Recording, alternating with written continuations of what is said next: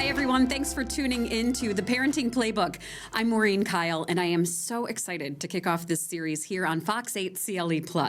Now, if you've had a baby, you probably remember that somebody made the joke, hey, watch out, these things don't come with a manual. But what if they could come with at least a playbook?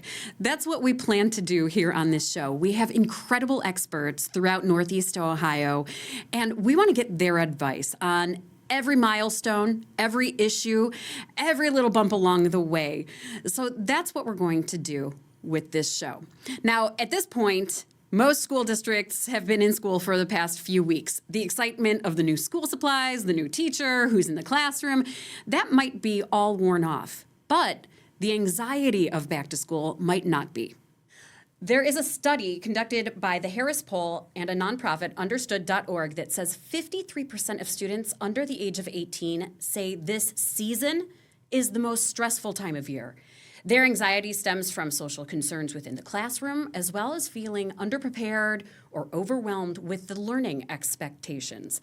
So I wanted to bring in one of my favorite experts today, Dr. Lisa Ramirez with MetroHealth. Lisa, thank you so much for joining us here today. Hi, Maureen. And I want to give everybody a little background. You're one of my favorite experts because we actually met on the soccer field with our now 10-year-olds. Mm-hmm. So I love your perspective because you're not only a parent and a child psychologist with MetroHealth, but you're also in school systems as the psychologist. Is that right? Mm-hmm. Mm-hmm. So as we were talking before this show, this time of year, like we always worry about the kids when we put them on the bus or we drop them off at school for the first couple of weeks. But is that the time we should really be worrying, or is it a little bit later?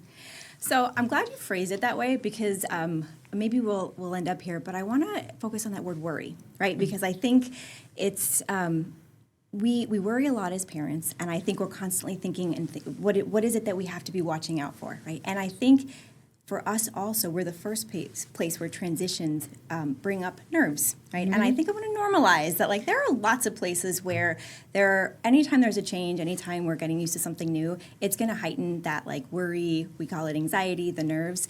And I feel like as a parent now more than ever, they're telling us what to worry about. You should be worrying about this and worrying about that, right? Right. So I do think that this is a time where we are heightened in our awareness and attuned to our kids and what they're doing. Are they liking their classroom? Are they liking their teachers? Are they making friends? Do they have somebody to sit with at the lunch table, right? These are some of the things that we might worry about. And I think it's important that we acknowledge that it is a stressful time for us and a stressful time for them. And for the most part, everything ends up just fine. Right. So I want to sort of normalize that. And again, I'm in the middle of it as well. And when you're so close to it, it can feel huge. And there are times where we do need to step it up a little bit and maybe support in different ways. I think what's hard, and I have a 12-year-old, a 10-year-old, a 7-year-old, so we're middle school and down. You ask them, how's your day? Mm-hmm. No, fine. Yeah. Okay, who did you sit with at lunch? I don't remember. We don't get a lot of information out of our kids all the time. You might have one kid who, there's one, I joke that she's like the news. Like she tells me everything and everything that happened. Then I have one that's a little quieter. But then my concern as a parent is, am I getting the information? How do I know if there's a problem, if there's anxiety, if they are having an issue at the lunch table or they feel overwhelmed? Let's talk social concerns first, and then we'll get into sort of the educational. But what are some of those signs that you see that a kid might be struggling with something but not verbalizing it? Yeah. And actually it's hard. I mean, even as adults, right? Like you may ask me how my day is going or what I did today. And I mean, I'm probably going to struggle to remember what I did this morning, what I had for breakfast. But I'm sort of practiced, right, in thinking about that. And our kids, there are a lot of psychologists that will say, and I know Lisa D'Amore is one of them, that, school gets the best of our kids and we tend to get the rest of them. There's so much energy that goes into sitting still and responding to the teacher's questions and, remembering to try and be a good friend. And then they get home and they're exhausted, right? And then you imagine walking in the door and then there's the interrogation, right? Yeah, right. One child maybe has accused me of that, maybe not. But you want to know all about, are you doing okay? And it's really hard because I think now more than ever, we are plugged into our kids quite literally, digitally. Life 360, we sometimes are, the bark telephones and we're access to everything. And also, it's okay for our kids to navigate sometimes challenging situations because we know that resilience comes from overcoming things that are a little bit hard, right? But the hard part for parents is, how do I know when this is like, they're just struggling to make a friend and they're going to get there, or this is something that is a problem and I need to start and support early versus letting things get bad. And I think that's where I see a lot of parents really struggling is, am I making a mountain out of a molehill, or am I ignoring something or like brushing something to the side that is a bigger deal? And so, socially, the things that we look for are, are they avoiding situations and social situations in which they used to enjoy, right? Are they, some students still have cell phones, right? Are they tending to text during lunchtime and asking you to pick them up? Are they experiencing stomach aches, during times where there is more of that social, demand? Are they having trouble sleeping, and are they seemingly emotional, or like maybe they will do their homework just fine, but then when they're talking about recess or, not getting picked or something like that, it seems to be a little bit emotional. And it's hard right now, especially like when you get into the, preschool to maybe even middle school, behavior is a much more effective communication sometimes than words. And so sometimes that's hard when you have a stressed parent that's trying to understand. Right. But knowing your child taking the step back and again having that big picture of, is this a hard day because they're just new in kindergarten, it's full day kindergarten for the first time, it's a lot. They're exhausted for like 3 weeks after they get home.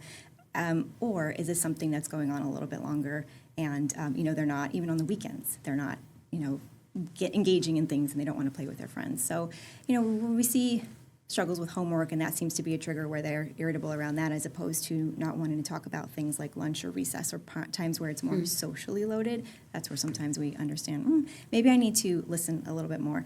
And this is one thing that's sometimes hard for parents, especially I'm a psychologist, I love to talk, right? And I have especially one that's not a big talker. So I have to sometimes take a step back and spend as much time as I can just being present, because that will tell me if they're struggling or not. If they can bounce back a little bit more, or if their feelings are appropriate. They're getting stressed during a big test, that's appropriate. But if they're stressed on any given day and wanting to avoid school, that might be telling me that something is bothering them. Let's go back to that younger phase, because I know there's a lot of parents out there, and we were them at one point sending their child off to preschool for the first time. And already they're not able to always verbalize exactly what's going on. Is that phase, let's take the earlier years, and you said behavior. Yeah. So exactly which behaviors should we be looking out for? Because I feel like that age is always if it's socially, it's you can't play with us, or you can't play this on the playground, or somebody's, if they're being excluded or if they're being shy. Well, so I think paying attention, and we all have bad days. We all make mistakes, right? So, and kids are still navigating. You're coming out of preschool, which is a very self-oriented time. Like those 2, 3, 4, 5-year-olds, they think they are like the, king or queen of their world and everything's on their terms. Then you're moving into kindergarten, first grade, where it's a lot more about like collaboration, citizenship in the classroom, and that can be a little bit of a transition. And sometimes kids are playing around with that. They're testing out what it feels like to exclude or not.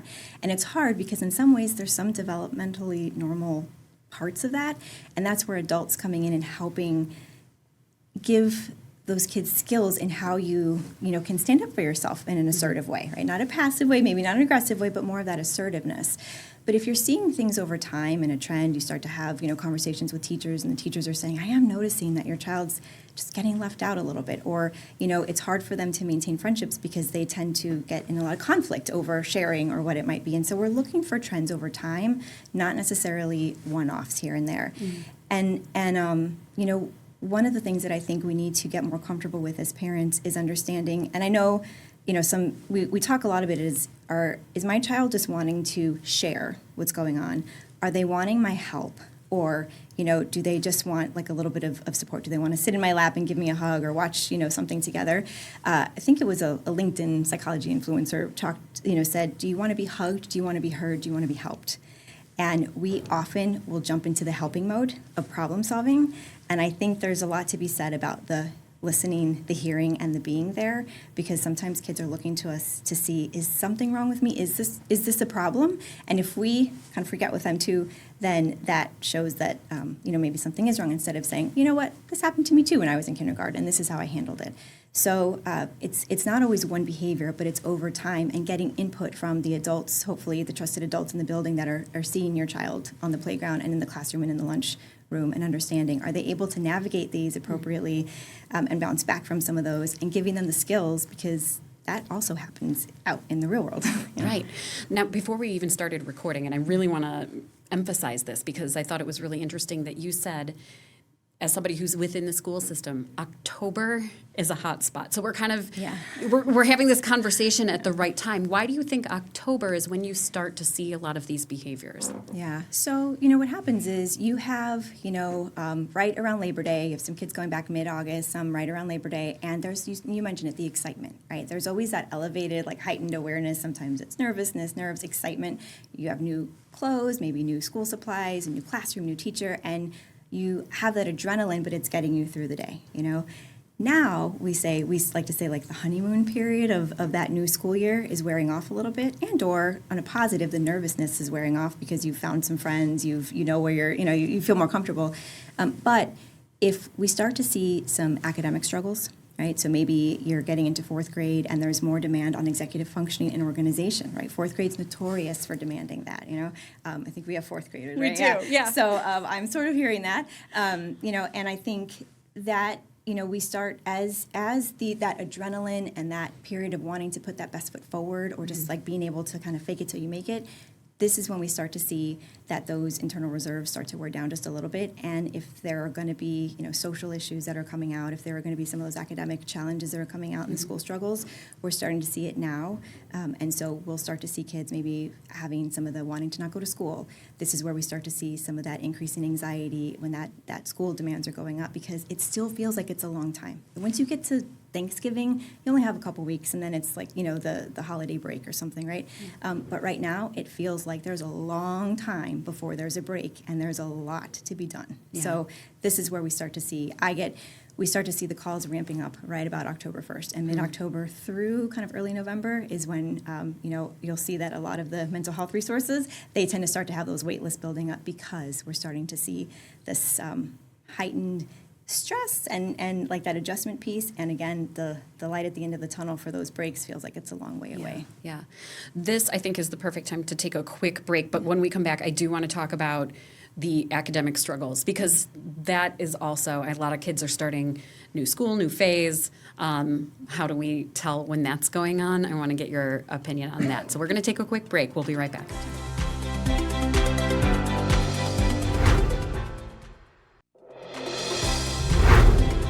Welcome back to the Parenting Playbook. We are talking with Dr. Lisa Ramirez with MetroHealth today, a child psychologist. She has been shedding light on some of the transition phases that our kids will go through, especially as we lead into October and November. Surprising to me that those are the most difficult months in terms of mental health. I don't know what, I should have assumed that, but it was very interesting to hear you say that that's when we should really be watching for any of these signs. And I do want to continue to talk a little bit socially. We'll get into some of the educational red flags. But you talked also about parents want to just jump in and help. And does it matter what age a kid is? Do we always want to jump in and help to make sure that they're making friends and having a social life? We want to fix. Right. Yeah, we want, and this is a big point of conversation across at least my child psychologist right now, is that we rescue our kids a lot. We really do. We don't want them to feel distressed because, again, we have more access to the knowledge of all the scary things out there, the things that could, and more stories that are coming out around things. And so we want to protect, we want to wrap around, we want to avoid for them any of those things that could cause them, emotional, turmoil, that's how it feels. But in doing that, sometimes we rob them of that ability to then develop that ability, to navigate a conflict with a friend, in a healthy way. And there are, I hear a lot of questions sometimes about bullying, right? But bullying has a pretty specific definition, right? And it's systematic, it's, targeted. And that's a little different than teasing. There's a lot in the middle, right? But I think sometimes we jump immediately when there's any social conflict at school to bullying, and it's important that we're having the conversations with our kids around, what bullying is and how we stand up for ourselves, how we reach out to the trusted adults in the building, how we can do that, but also like when there's something that we can navigate ourselves, how we are doing that. I see the rescuing around some of the social pieces. I see rescuing around academically, right? So maybe even in high school, you're emailing the teacher instead of encouraging your child to do it. And there are some, I have colleagues that will say, is it a can't or a won't? Like at first, Sarah Spanigal was the first one I heard say that, right? And sometimes you have a child that can't. They can't email the teacher, right? But sometimes it's more of a don't know how or a won't, right? But that's a life skill that's really important, because as when a teacher told us at an open house, right, in college and their first job, you're probably not going to be the one talking to their boss about, right. A deadline or something that's coming up. So I think we really need to allow our kids to experience more independence, because that builds confidence. We know that. And a little bit of adversity and overcoming that builds resilience, also confidence. So I get so many questions about self-confidence. But then we sometimes accidentally, I do it too, remove those opportunities for them to navigate it. And that's where then, if you start to see the sleep impacts, the mood impacts, the eating impacts, right, the academic impacts, if you start to see it impacting, that's when you can maybe step in and say, I'd like to help in this way.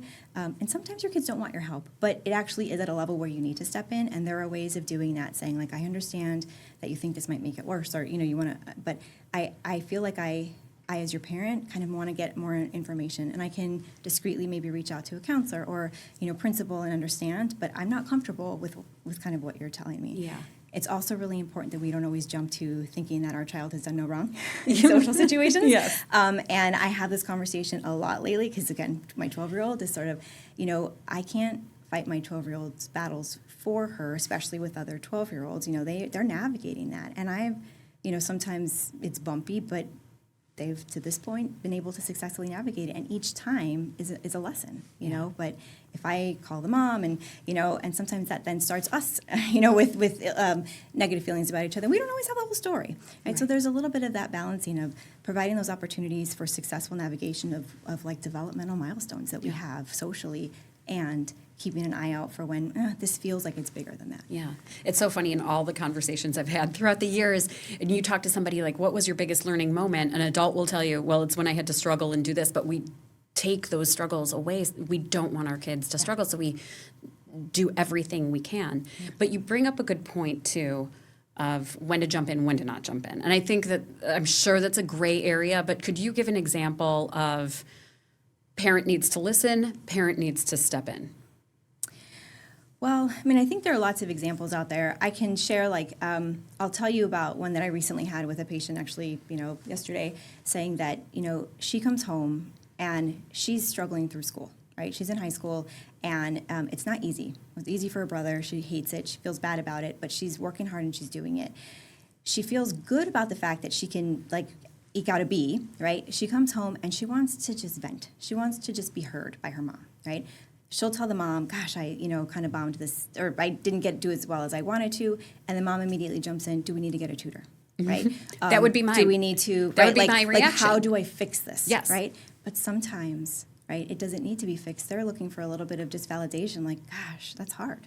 I also kind of struggled, or, school, and maybe not, right? But there needs to be space for those feelings to exist without us trying to fix them, cut them off. And, so there are lots of examples I think that I could give, but that was more one that's just fresh on my mind, that it just, and then what happens is that she's not going to go to her mom.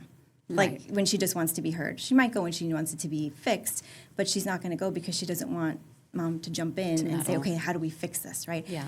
And then the ripple effect of that, right now we know that parent stress is huge. It's one of the biggest things right now that's actually, I think the Surgeon General last year came out of it's a crisis, and it's only getting worse, because we're not only having to navigate our own, everything's going on right now, with, the economy and, whatever's going on around us, but now we're needing to fix our kids' problems too, on top of everything that's going on. And so, and then that just creates a lot of tension, I think, with our kids feeling like we don't trust them to navigate situations sometimes, and then them not developing that skill, so actually maybe they can't when they get a little bit older. So that's a little bit of a balance there. Well, academically, when a kid comes home and is like, I am not getting the grades I want, I'm not understanding this, and you said most people jump in. That's what I would do. I would say, let's get a tutor. One time I was struggling in college with this one class. My mom goes, D is for diploma. She gets so mad that I tell that story. But what do we say? I mean, what do you do to help encourage a kid? Because we don't want to hurt their confidence in any way and make them think they're not smart. But if we don't immediately jump in and say, here's the help you need, and we'll do everything we can to make sure you get that A, like, what is the easy in between? So many layers to that, right? I mean, in some ways, your mom was right.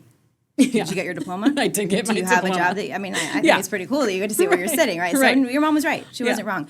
But I think that it's also, we need to, and appropriately as they get older, give agency, right? In asking, I'm hearing you say that this class is hard.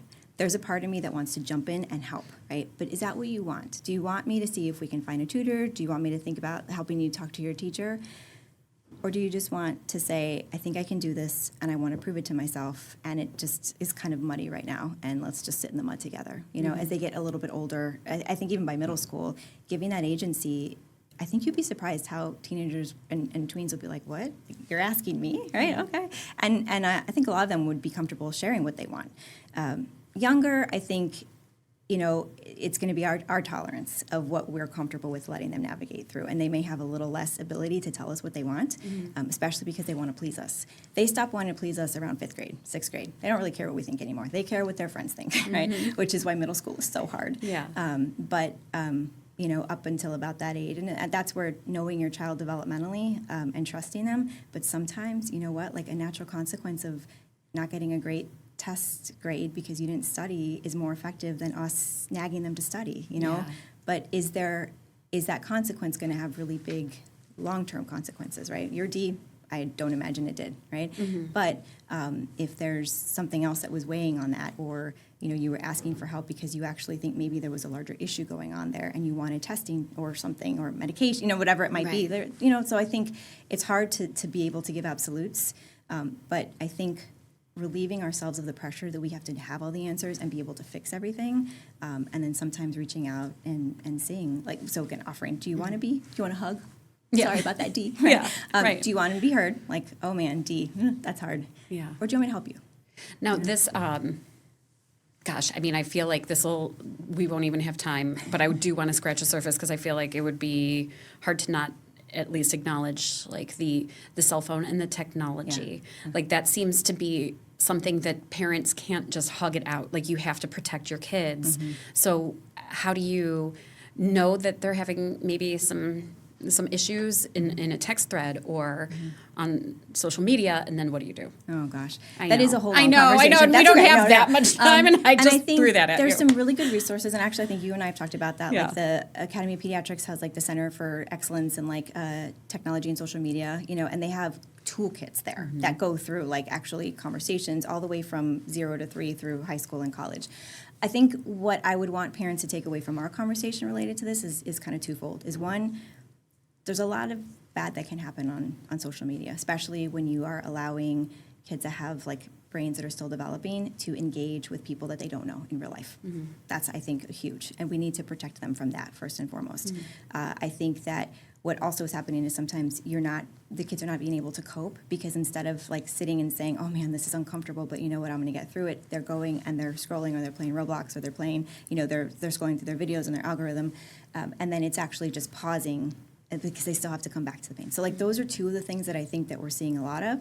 And then it's, I think we talked about what's it replacing, so what is it crowding out is one of those 5 C's, and you and I have talked about before.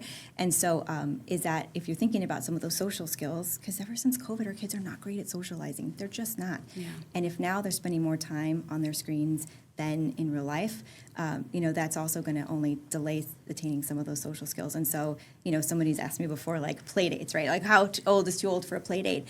And I think if you can create a space, whether it's in your house, let's say a basement or a rec room, or maybe you're taking your middle schoolers or high schoolers out to a movie or an outdoor mall, whatever it is, and it's screen-free, you're not saying that because, of course, they don't want to do anything that we're so for saying. Right. It's a screen-free time. But if you're replacing it with something that actually is fun, the weather is beautiful right now, those are opportunities for them to engage in a different way.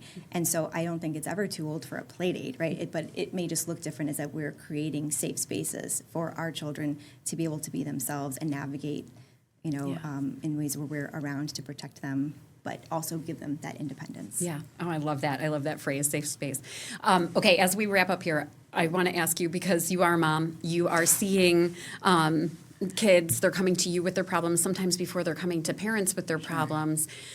What piece of advice would you leave with parents who are watching this? And you said, we do worry. We worry about everything. Maybe we worry too much. Maybe we're not worrying enough. But what do you think is the one issue parents should be aware of, especially as you mentioned, October is kind of a hot spot? Well, I think what I will say is that right now, we know that the number one protective factor for any risk at all is meaningful relationships, and that means connection, purposeful engagement. If we as parents are too stressed or too distracted to be able to be meaningfully engaged, then we're not providing that protective factor. So I think we need to kind of pause and make sure that we are in a place where we can tolerate the I don't know if you I keep thinking to the hot potato, like Lisa DeMore talks about. Our kids, when they're having a hard day, they love to give toss us the ball, and then now it's yours. Great, now I walk I'm stressed. I hate school, I'm dropping out. What do I do with that, right? That's being heard, right? And so if we freak out and what do you mean? Let's talk about school now, where everybody's heightened. But if we can take a breath, take a beat, and try and understand, do they really mean that? Mm-hmm. Probably not. But something's hard for them, right? Yeah. And is this a hard that they're going to be able to get through, or is this a hard where maybe they need my help? We just put too much pressure on ourselves, and that is going to cascade into kids feeling like something's wrong with them if we're shutting down or trying to fix everything, because not everything's a problem, right? It's okay. Right. And that's probably the biggest thing that I'm seeing right now, is that parents, I think, are so overwhelmed that they can't be present in a way that creates that safe space for bad days to happen, but it's okay because I'm here to hug or to hear, and then kind of having that reasonable gauge of then when I need to help. And community, right? So trusted spaces, talk to other parents. We need villages. We've always needed villages. So find that wherever you can, but hopefully in places where it's trusted advice, or reason where you can kind of trust that the advice is, right. Because I don't love some of the social media pop psychology. Yeah. I don't think it's always the right advice, but it's hard to vet everything. Yeah. There's a lot out there. Well, that's why I love that you sat with us here today and gave us the right advice. Thanks for having Dr. me. Lisa Ramirez, thank you so much. And thanks to all of you for tuning in to the Parenting Playbook. As you just heard Lisa say, this is where you come for real advice and to get this community that we can create to give you the advice, the tools that you need to help guide your kids through some of these wild milestones. We are going to have new episodes every week right here on Fox 8 CLE Plus, and of course you can catch some snippets on air. We'll see you back here next week. Thank you so much.